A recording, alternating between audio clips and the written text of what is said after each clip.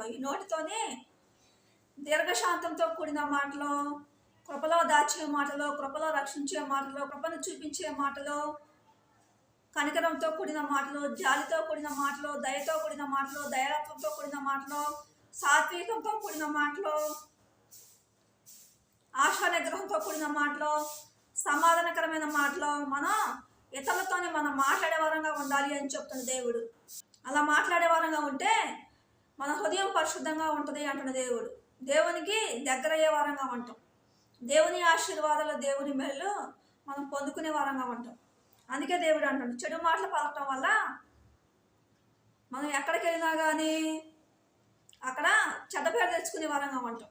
కుటుంబ సభ్యుల్లో కానీ, బంధువులు ఎదుట, స్నేహితులు ఎదుట, ఫ్రెండ్స్ ఎదుట, ఎక్కడికైనా పనికి వెళ్ళిన దగ్గర చెడు మాటలు మన నోటితో పలకటం వల్ల చెడ్డ పేరు తెచ్చుకునే వారంగా ఉంటాం.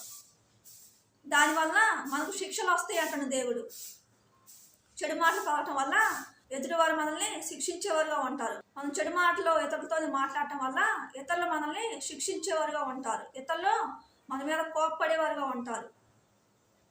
అందుకే ఈ నోటితో మంచి మాటలు మనం పలికే వారంగా ఉండాలి అని చెప్తున్న దేవుడు.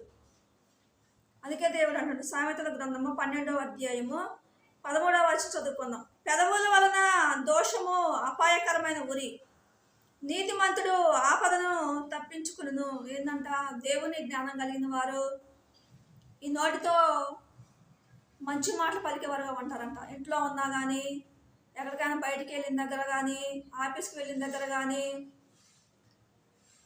బంధువులు ఎదుట, స్నేహితులు ఎదుట మంచి మాటలు పలికి తన హృదయాన్ని పరిశుద్ధంగా ఉంచుకుంటారంట.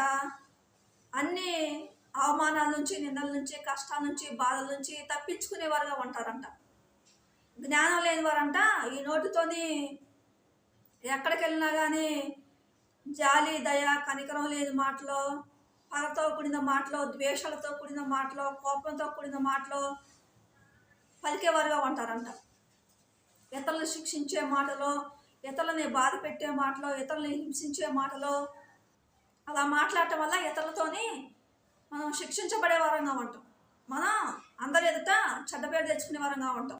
అందరి చేత ద్వేషింపబడే వారంగా ఉంటాం. మనం మంచి వారం కాదు అని చెడ్డ పేరు తెచ్చుకునే వారంగా ఉంటాం.